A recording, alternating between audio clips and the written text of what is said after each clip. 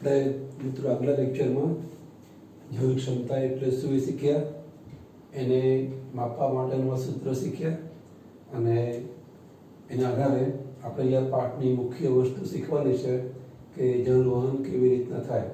તો એ આપણે શીખ્યા કે હંમેશા પાણીનું વહન એ વધુ જળ ક્ષમતા તરફથી ઓછી જળ ક્ષમતા તરફ જ થાય.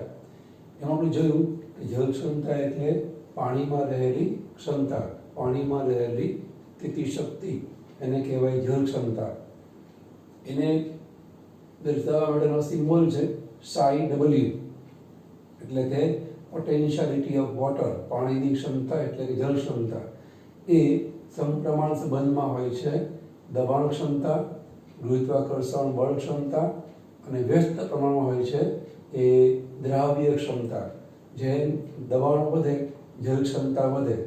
ગુરુત્વાકર્ષણ બળ વધે એવું તો ના કહેવાય, કારણ કે ગુરુત્વાકર્ષણ બળ તો અચળાંક છે, પણ ગુરુત્વાકર્ષણ બળ જેમ વધારે પાણી ઉપર લાગુ પડે એમ જળ ક્ષમતા વધે, અને જેમ ગુરુત્વાકર્ષણ બળ ઓછું લાગુ પડે એમ જળ ક્ષમતા ઓછી હોય. એની સામે પાણીમાં જેમ દ્રાવ્ય પદાર્થ વધારે ઓગળે, એટલે કે જેમ દ્રાવ્ય એની અશુદ્ધિ વધારે હોય પાણીમાં, એમ જળ ક્ષમતા ઘટે, અને જેમ દ્રાવ્ય અશુદ્ધિ એ દ્રાવ્ય ક્ષમતા એ ઓછી એમ જળ ક્ષમતા વધુ. આપણે એવું જોયું હતું કે શુદ્ધ પાણી જળ ક્ષમતા 0 હોય, હાઈએસ્ટ. જેમ જેમ એમાં અશુદ્ધિઓ પડે એમ જળ ક્ષમતા ઘટતી જાય. 0 થી ઘટે એટલે માઇનસ, એટલે જળ ક્ષમતાનું હાઈએસ્ટ મૂલ્ય 0, એ પછી ધીમે ધીમે ધીમે એનું મૂલ્ય માઇનસમાં આપણને જોવા મળે. ધન મૂલ્ય જળ ક્ષમતાનું આપણને જોવા મળે નહીં. એને માપવા માટે આ સૂત્ર આપણે આપ્યું આવી રીતે કે એ આવી રીતે દબાણ, ગુરુત્વાકર્ષણ બળ અને જે દ્રાવ્ય પદાર્થની ક્ષમતા એના સમપ્રમાણ અને વ્યસ્ત પ્રમાણમાં છે, તો એને આવી રીતે બતાવી શકાય કે જળ ક્ષમતા બરાબર psi P plus psi G plus psi W ની વેલ્યુ મૂલ્ય એ આપણે ઋણ લઈએ છીએ. એમાં આપણે જોયું હતું કે વનસ્પતિમાં જે જલવાહક પેશીમાં એ પાણીનું વહન થાય છે, એ જલવાહક પેશીનો વ્યાસ બહુ જ નાનો છે, તો એની ઉપર લાગતું ગુરુત્વાકર્ષણ બળ બહુ જ નહિવત હોય. એટલે આપણે વનસ્પતિ માટે જ્યારે જળ ક્ષમતાની ગણતરી કરતા હોય ત્યારે psi G નું મૂલ્ય આપણે અવગણીએ છીએ. એ બહુ સૂક્ષ્મ એની વેલ્યુ હોય છે. એટલા માટે વનસ્પતિ માટે psi W બરાબર psi P પર psi S થશે. એમાં psi S નું મૂલ્ય આપણે ઋણ લેવાનું, અથવા psi S નું મૂલ્ય આપણને ઋણ જ તે આપેલું હોય. એના આધારે આપણે આ વખતે શીખ્યા હતા. હવે આપણે છેલ્લે વાત કરીએ, આની ઉપર આધારિત કઈ વખત આપણને ગણતરી પૂછાય છે, તો એ ગણતરી કઈ રીતે પૂછાય એ હવે આપણે જોઈએ છીએ.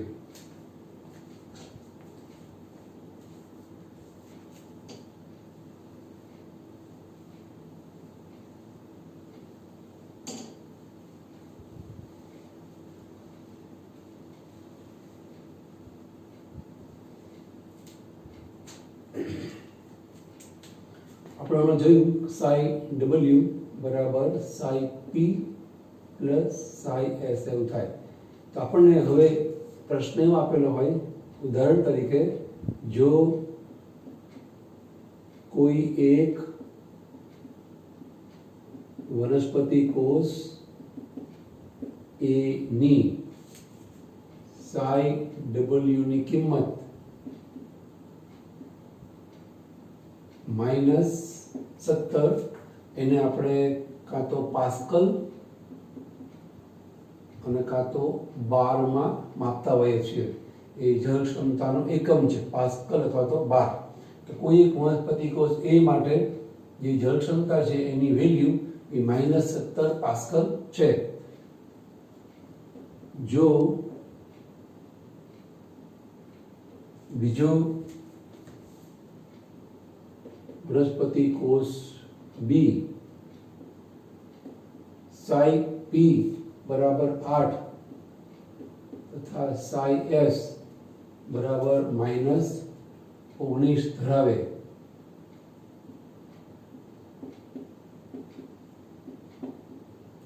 તો જલ વહનની દિશા શોધો.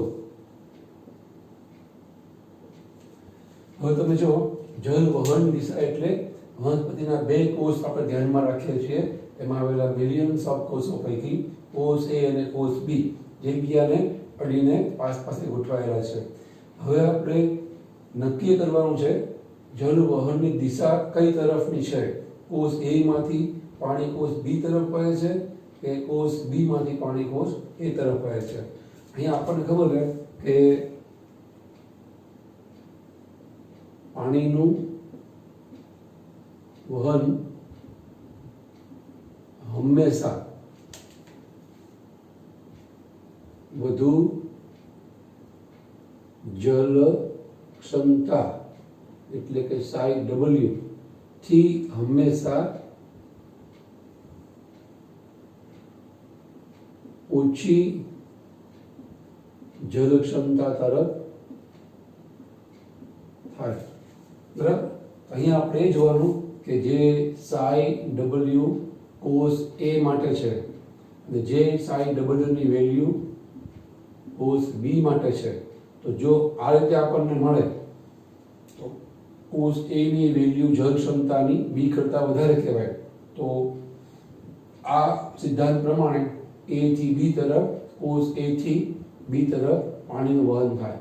અને જો સાઈ ડબલ્યુ ની વેલ્યુ કોષ એ માટે જે છે અને સાઈ ડબલ્યુ ની વેલ્યુ કોષ બી માટે છે, કોષ એ ની સાઈ ડબલ્યુ ની વેલ્યુ કોષ બી ની સાઈ ડબલ્યુ ની વેલ્યુ કરતા ઓછી હોય તો બી ની વેલ્યુ વધી ગઈ તો જળ ક્ષમતાની દિશા ઉલટી જાય, કોષ બી તરફથી કોષ એ તરફ પાણીનું વહન થાય.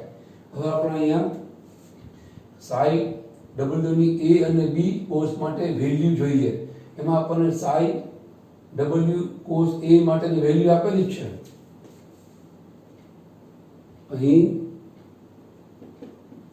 સાઈ ડબલ્યુ એ બરાબર -17. આપણે અહીંયા પાસ્કલ કે બાર એવા લખતા નથી, જરૂર નથી આપણે. તો સાઈ ડબલ્યુ બરાબર તો -17 આપી છે. જ્યારે સાઈ ડબલ્યુ બી બરાબર સાઈ પી પ્લસ સાઈ એસ. તો એમાં આપણને કોષ બી માટે સાઈ પી અને સાઈ આપી છે, તો આપણે એના આધારે કોષ બી ની સાઈ ડબલ્યુ ની વેલ્યુ મળી જશે. પી બરાબર 8 અને એસ બરાબર સાઈ એસ બરાબર -19. તો -19 વત્તા 8 એટલે -11 થાય. તો હવે આપણને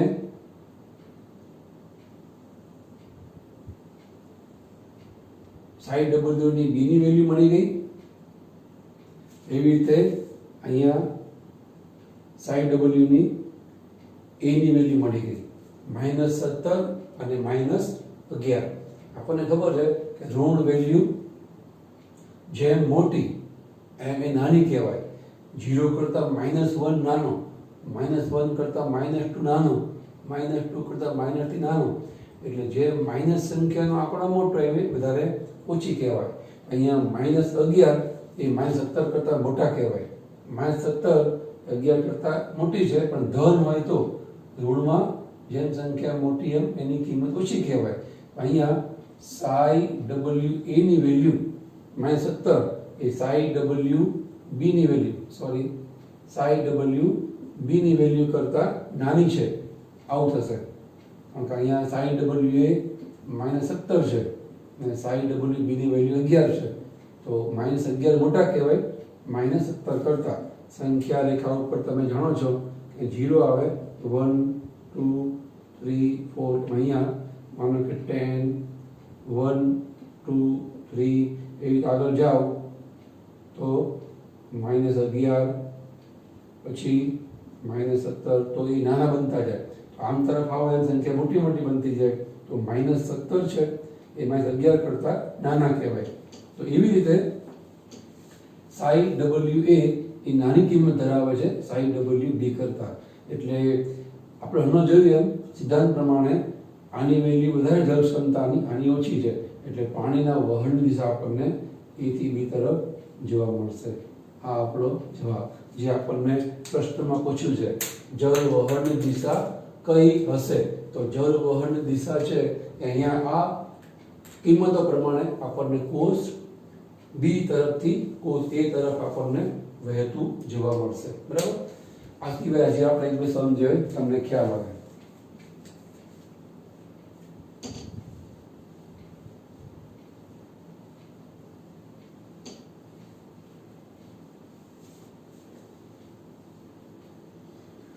આપણે થોડી કિંમતમાં ફેરફાર કરીએ. જો કોઈ એક વનસ્પતિ કોષ A ની સાઈ ની કિંમત માનો કે -23 છે અને જો કોઈ બીજા એક વનસ્પતિ કોષ B ની માનો કે આપણને સીધું જ તે આપી દે B માટે સાઈ ની કિંમત એ -18 છે, તો જળ વહન શોધો. અહીં તમારે સીધું ઓપ્શનમાં આપવા આપણે A થી B તરફ, B થી A તરફ વહન નહીં થાય, પરિણામે વહન શૂન્ય હશે, ઓપ્શન આપણને આપેલા હોય તો ખબર પડી જાય કે મોટો આંકડો સાઈ -23 છે, તો એ સાઈ -18 કરતા નાના છે, રકમ મોટી નાના, તો આની જળ ક્ષમતા વધારે, આની ઓછી. આ સિદ્ધાંત પ્રમાણે પાણી હંમેશા B થી A કોષ તરફ હોય, ઉલટું આપેલું હોય તો A થી B તરફ. તો આ રીતે પણ આપણને પૂછે. એ સિવાય આપણે હજુ એક વેરાયટી જોઈએ.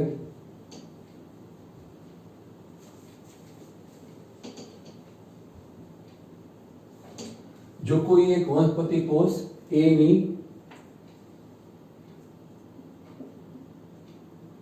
સાઈ ની કિંમત -19 પાસ્કલ છે, જો બીજો વનસ્પતિ કોષ B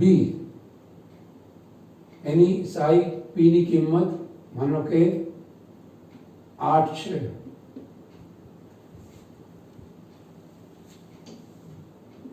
તથા જલ વહનની દિશા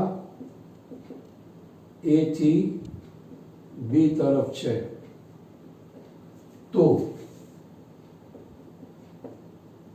સાઈ S તો કોષ B માટે સાઈ S નું મૂલ્ય શોધો. તો હવે આપણને ખબર છે કે કોષ A માટે આપણને સાઈ આપેલું છે -19. બીજી એક આપણને માહિતી એવી આપી છે કે પાણીના વહન દિશા આપણને અહીંયા આપેલી છે, એના આધારે આપણે હવે બીજો પેરામીટર, બીજું જે મૂલ્ય છે સાઈ S નું શોધવાનું છે. તો વહન દિશા આપણે આપી છે A થી B તરફ, એટલે કે સાઈ જે A કોષનું જળ ક્ષમતાનું મૂલ્ય સાઈ A, તો A થી B તરફ છે, મતલબ કે આની વેલ્યુ એ કોષ B ની જળ ક્ષમતા કરતા ઓછી વધારે હશે. A થી B તરફ પાણી વહે છે, તો આની જળ ક્ષમતા વધારે હોય, આની ઓછી હોય, તો એના આધારે આપણે શું કહી શકીએ કે સાઈ A માટે -19 છે, એ વેલ્યુ વધારે હોવી જોઈએ આના કરતા, સાઈ B કરતા. તો આપણને ખબર છે કે આ જે રકમ છે એ નાની રકમ, તો મતલબ કે -20 આવે, -21 પણ આવે, -22 પણ આવે. આપણે પહેલાં આંકડો લઈએ કે જો સાઈ B ની જળ ક્ષમતાની વેલ્યુ -20 હોય તો સાઈ A ની વેલ્યુ -19 નાની થઈ જાય, આના કરતાં એ મોટી થાય. તો સાઈ B માટે -20 જો આવે ને તો આ દિશા સાચી પડે, જે આપણને આપી છે. અહીંયા આપણને ખબર છે, તેથી સાઈ B બરાબર સાઈ P વત્તા સાઈ S. હવે તમે જો સાઈ B એ આપણે શોધવાનું છે, પણ આપણે અંદાજ લગાવ્યો કે જો એ -20 હોય તો જ વહન દિશા A થી B તરફ થાય, તો સાઈ બરાબર -20 જોઈએ છીએ. સાઈ P તો આપણને આપી જ છે, તો સોરી સાઈ P તો આપણને આપી જ છે. હવે એના માટે સાઈ S કેટલું હોવું જોઈએ? હવે તમે 8 ને આમ લઈ જાઓ તો માઇનસ થઈ જાય, એ સાઈ S ની વેલ્યુ રહે, એટલે કે સાઈ S બરાબર -20 અને -8 -28 થાય. તો જ્યારે કોષ B માટે સાઈ P બરાબર 8 હોય, જો ત્યારે સાઈ S બરાબર -28 થાય તો સાઈ B માટે જે વેલ્યુ છે એ -20 થાય, અને -20 થાય તો કોષ A માટે જે સાઈ ડબલની કિંમત છે -19 એ કરતાં ઓછી થાય, આને કિંમત વધારે થાય, એટલે પાણીનું વહન તો જ A થી B તરફ થાય. એટલે અહીંયા જ્યારે આપણને દિશા આપેલી હોય A થી B તરફ કે B થી A તરફ, ત્યારે આપણને એના આધારે એવો ખ્યાલ આવી જવો જોઈએ કે આના કરતાં આની વેલ્યુ ઓછી કે વધારે આવી જોઈએ. હવે આપણે આ જ વસ્તુ ઉલટી કરીને જોઈએ. માનો કે આપણને એવું આપે કે વહળની દિશા એ B થી A તરફ છે, એનો મતલબ એવો થાય કે જે દિશા છે એ B થી A તરફ હોય તો એનો મતલબ એવો થાય કે તો પછી સાઈ ડબલ્યુ કોસ B માટે વધારે વેલ્યુ ધરાવે છે. આવું થાય, psi W B is greater than psi W A. તો અહીંયા આપણને કિંમત આપી છે -19, એ આના કરતાં નાની હોવી જોઈએ. આ મોટી ક્યારે હોય? તો -18 હોય ત્યારે. -18 એ -19 કરતાં મોટી રકમ છે, -17 પણ મોટી રકમ છે, -16 પણ મોટી રકમ છે. તમે કંઈ પણ લઈ શકો છો. -18 જે પહેલામાં પહેલું નજીકનું આપણે લઈએ તો સાઈ ડબલ્યુ આપણને -18 મળે. સાઈ પી તો આપણે આપ્યું જ છે, તો એ વખતે સાઈ એસ નું મૂલ્ય કેટલું હોવું જોઈએ? તો આપણું જે આ વિધાન છે દાખલામાં આપેલું કે પાણીનું વહન B થી A તરફ સાચું પડે. તો અહીંયા આપણે પ્રમાણ ગણીએ તો અહીંયા -18 અને 8 આમ જાય -8, 18 ને 8 24 થાય. તો આની વેલ્યુ છે એ એસ ની વેલ્યુ કોસ B માટે, એસ ની વેલ્યુ કોસ B માટે -24 થાય ત્યારે સાઈ ડબલ્યુ માટે જળ ક્ષમતા કોસ B માટે જળ ક્ષમતા સાઈ ડબલ્યુ એ -18 આવે. આના કરતાં વેલ્યુ મોટી આવે તો કોસ B તરફથી પાણી છે કોસ A તરફ હોય જે આપણને આપેલું છે. એટલે જે રીતે આપણને વ્યવસ્થા આપી હોય દાખલામાં, માહિતી આપી હોય એ પ્રમાણે તમે થોડું વિચારો, તમને અંદાજ આવી જાય કે જળ વહન ક્યાંથી ક્યાં થઈ શકે એમ છે. કોઈ વાર આપણને એવું પણ આપે કે સાઈ કોસ A માટે P બરાબર 7 અને સાઈ S બરાબર -17 છે, 17 પાસ્કલ છે. તો આપણે કોસ A માટે ગણી નાખવાનું જે પણ આવે. એના પછી આપણને કોઈ પર દિશા આપી હોય એના આધારે સાઈ S કે સાઈ P શોધવાનું થાય, અથવા તો કોઈ વાર આપણને દિશા શોધવાનું કે તો બેયના આપણને P ને S ના મૂલ્ય આપેલા હોય, એમાંથી આપણે જળ ક્ષમતા કોની વધારે કે ઓછી એ શોધી કાઢીએ. અને આપણને ખબર જ છે જળ ક્ષમતા વધારે હોય ત્યાંથી ઓછી બાજુએ પાણીનું વહન થાય, તમને દિશા તરત ખબર પડી જાય. વળી કોકને એવું થાય કે અહીંયા -18 લેવું એવું પણ કીધું, -19 લઈએ તો બે સરખું થઈ જાય, સમસાંદ્ર દ્રાવણ થઈ જાય, વહન નહીં થાય. -17 લઈએ તો આના કરતાં રકમ મોટી જ છે, -16 લઈએ તો ચાલે. માનો કે આપણને આવા ઓપ્શન આપેલા હોય કે 26 અથવા તો -24 અથવા તો XYZ, અહીંયા -24 આવે. હવે તમારું કે -17 કોઈ લેશે કે તારે 17 લેવું જ પડે જો એ ઓપ્શનમાં મેચ થતું ના હોય તો. તમે અહીંયા -17 લો તો પણ દિશા તો એની જ રહેવાની. -17 માં ઉમેરો તો -25 થાય. હવે તમે -17 લો તો પણ -19 કરતાં તો એ વધારે છે જ. અહીંયા એવો ઓપ્શન આપણને આપે જ ના હોય, -25 આપ્યો હોય. જવાબમાં -24 પણ આવે પણ -25 આવે. હવે તમે માનો કે અહીંયા તમે 18 લીધું હોય તો -24 જવાબ આવે, પણ ઓપ્શનમાં -24 હોય જ નહીં, -25 હોય. આવી રીતે તો તમારે એ વખતે પછી 18 ના બદલે 17 લેવાનું થાય. એ પણ સાચું જ છે કે 19 કરતાં તો 18 મોટા છે, 17 માઇનસ મોટા જ છે. તો એ વખતે જવાબ છે મેચ થાય. તમને એવું લાગે કે આપણે કીધું ટ્રાયલ એરર કરવું પડે, પણ લગભગ એવું ના થાય. આપણને થોડી ઘણી મેન્ટલ એરિથમેટિક ગણતરીથી તમે ખબર પડી જ જાય કરો એટલે કે આમાં આ રીતે આપણે આંકડા મૂકશું તો આંકડા આવશે. આ કંઈ આંકડાઓની મોટી માયા નથી હોતી જે મેથ્સવાળા દાખલા આવે એવી રીતે આપણને ખબર પડી જાય કે અહીંયા આ રીતે મૂકીએ એટલે આપણને આ વેલ્યુ મળશે. ઓપ્શન તો આપણી સામે છે એમાં જે આ રીતે ધન આપેલા હોય એ તો આપણે ધ્યાનમાં લેવાના જ નહીં, જે એક બે ઋણ આપેલા લેવાના અને એ વેલ્યુ અહીંયા તમે એપ્લાય કરી જુઓ.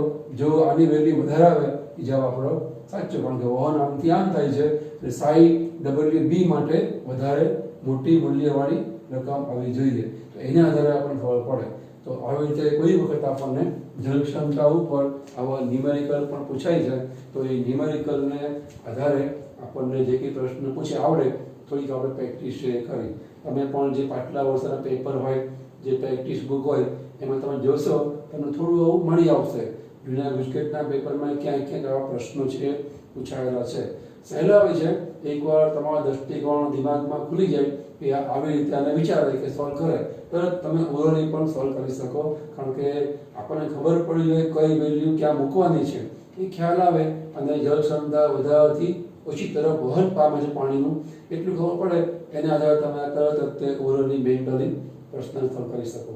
તો આ એક નાની હતી પ્રસરણ, જે મોટો મુદ્દો જોયો આપણે એ સિવાયની આ જળ ક્ષમતાની. હવે આપણે પ્રસરણને આધારે પ્રસરણ જેવી જે ક્રિયા છે એ ક્રિયા છે આશ્રિતની ક્રિયા, એને સમજવા પ્રયત્ન કરીએ.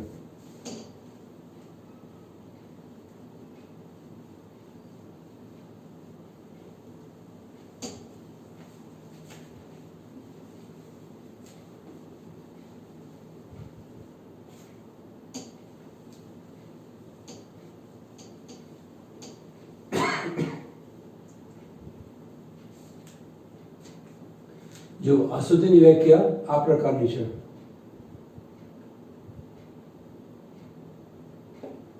એને ઇંગ્લિશમાં ઓસ્મોસિસ પણ કહેવાય,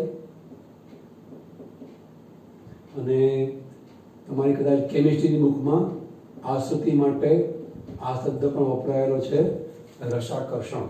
તો એની વ્યાખ્યા આવી છે કે જ્યારે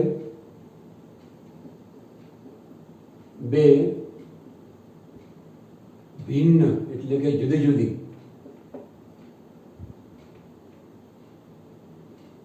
સાંદ્રતા ધરાવતા દ્રાવણો વચ્ચે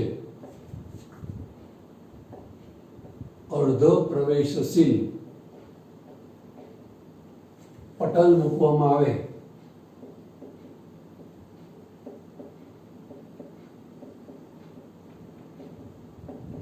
ત્યારે દ્રાવકના અણુઓ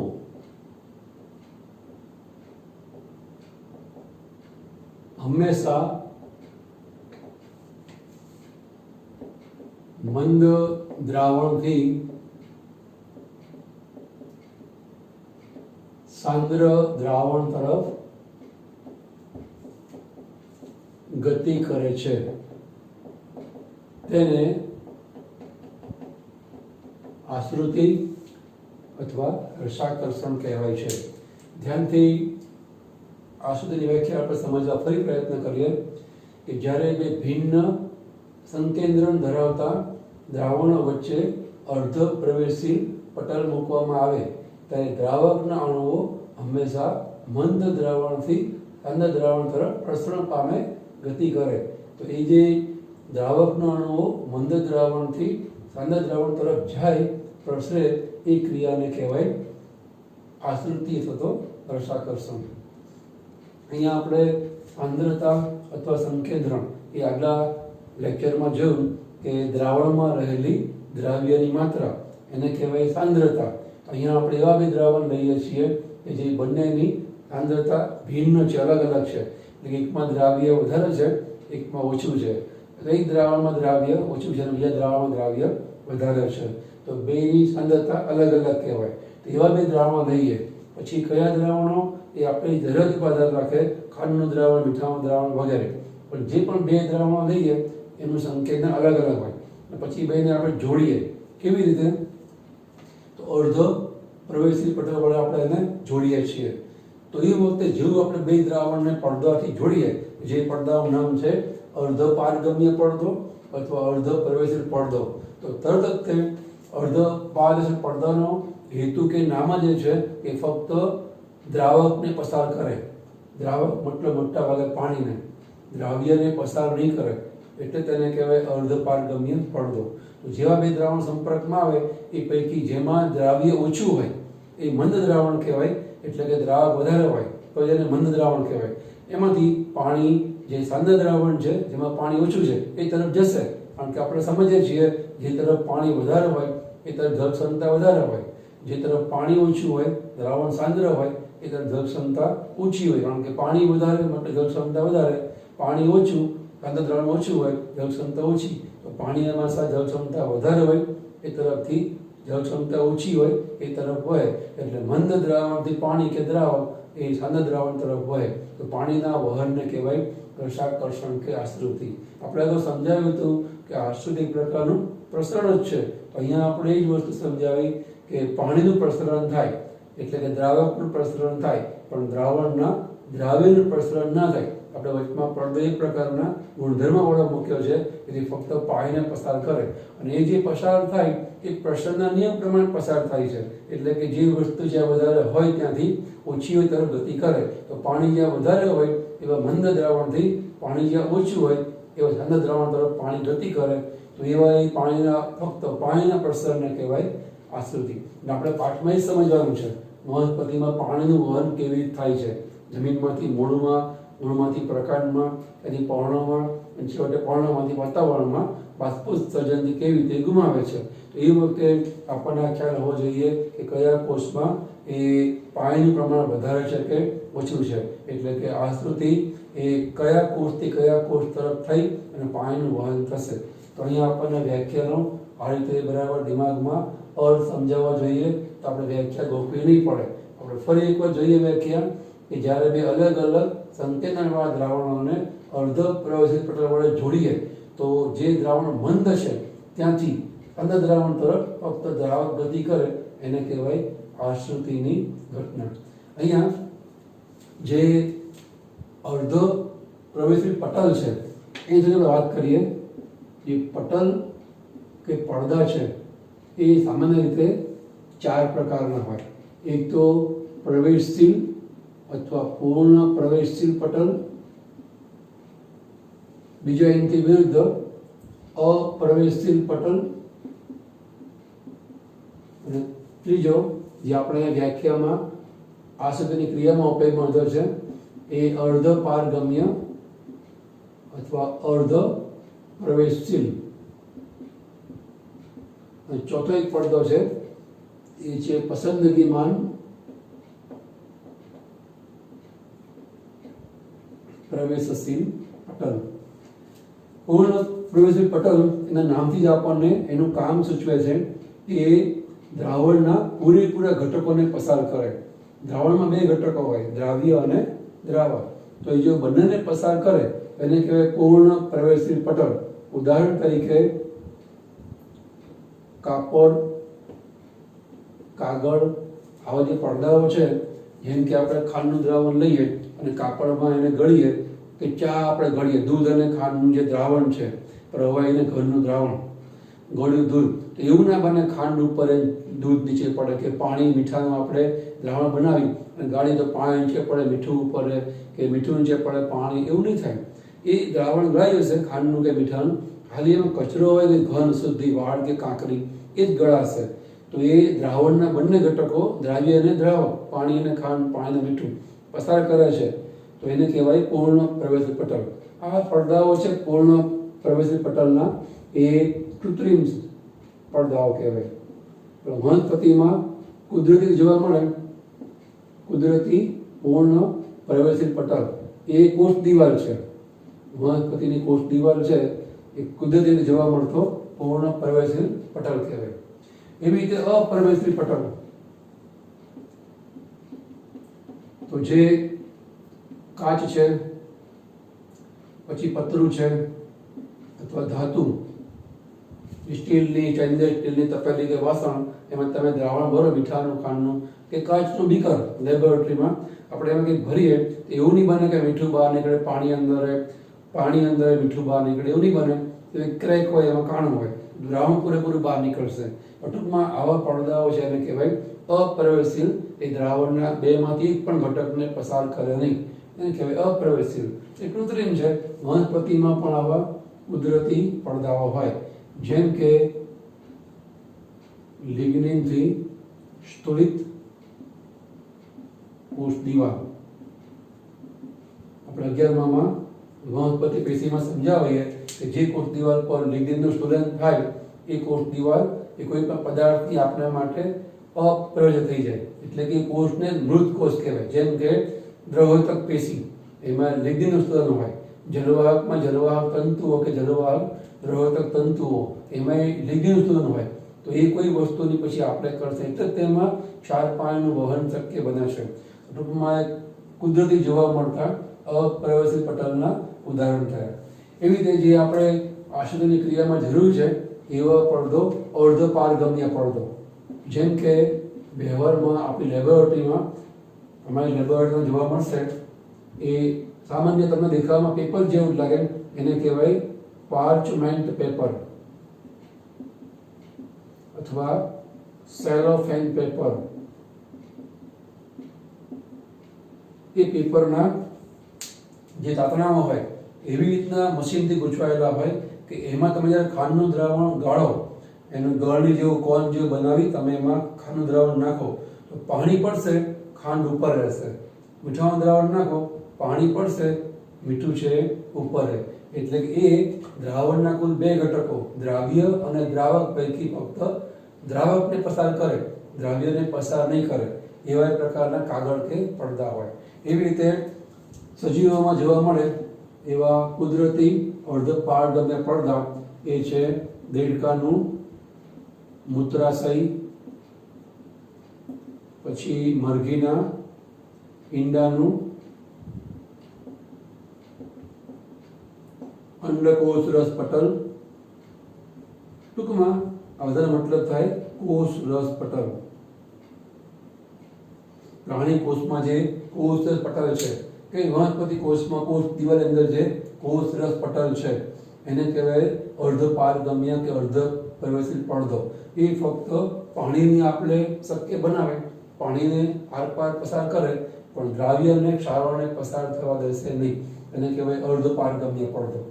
છેલ્લો એક પડદો જે આપણે હાલ ઉપયોગમાં નથી, આપણે પડદાઓ શીખીએ છીએ તેની પણ વાત શીખી લઈએ. પસંદગીમાન પ્રવેશિત પટલ. એનો મતલબ કે માત્ર પસંદગીના ક્ષારો કે પદાર્થોને માત્ર પસંદગીની માત્રામાં જ પસાર થવા દે. એટલે પસાર કરે દ્રાવ્ય અને દ્રાવક બંને. એટલે પસંદગીમાં પ્રવેશિત પટલ એક પ્રકારનો પૂર્ણ પ્રવેશિત પટલ જ કહેવાય. પણ આની અંદર જે વસ્તુની આપણે થાય એની પર વનસ્પતિનો કોઈ કાબુ ન હોય. એની સામે અહીંયા એવું હોય કે જેટલી પ્રકારના પદાર્થ અને જેટલી પ્રમાણના પદાર્થની જરૂર છે એટલા જ પદાર્થ એટલી જ માત્રામાં અંદર આવશે, એટલા જ પદાર્થ એટલી જ માત્રામાં બહાર જશે. તો એને કહેવાય પસંદગીમાન પ્રવેશિત પડદો. એવા પડદાઓ આપણે કૃત્રિમ એટલે કે માનવ સર્જિત બનાવી શકીએ નથી કે જે જરૂરી વસ્તુને અંદર દાખલ કરે. કારણ કે જરૂરી વસ્તુ કોઈ એને ખબર નથી, એ તો નિર્જીવ વસ્તુ આપણે બનાવીએ એ પ્રકારની વસ્તુ છે, એને ખ્યાલ નહીં આવે. પણ જે કોષ રસ પટલ છે એને કહેવાય પસંદગીમાન પ્રવેશિત પટલ. તો એ અર્થમાં કોષ રસ પટલ એ ડબલ રોલમાં છે, બેવડી ભૂમિકામાં. જરૂર પડે એ અર્ધ પારગમ્ય પડદાનું કામ કરે, જરૂર પડે એ પસંદગીમાન પ્રવેશિત પટલનું પણ કામ કરે. તો આવા ચાર પડદા પૈકી આસુદીની ક્રિયા માટે જવાબદાર જે પડદો છે એને કહેવાય અર્ધ પ્રવેશિત પડદો, જે માત્ર પાણીને પસાર કરે. તો હવે જે વ્યાખ્યા છે એને આપણે સમજવા માટે આપણે પાઠ્યપુસ્તકમાં આપેલા એક બે પ્રયોગ જોઈશું. એક પ્રયોગ છે રસ સંકોચનનો પ્રયોગ અને બીજો પ્રયોગ છે કિશોર પદાર્થનો પ્રયોગ. એ પ્રયોગ જોવાથી આપણને આ વ્યાખ્યા ઓર વધારે દ્રઢ થશે. અને એના પછી આપણે જોઈશું કેવી રીતે વનસ્પતિમાં જળ શોષણ થાય, પ્રસારણ થાય અને બાષ્પોત્સર્જન થાય. એ આપણે નેક્સ્ટ લેક્ચરમાં જોઈએ છીએ.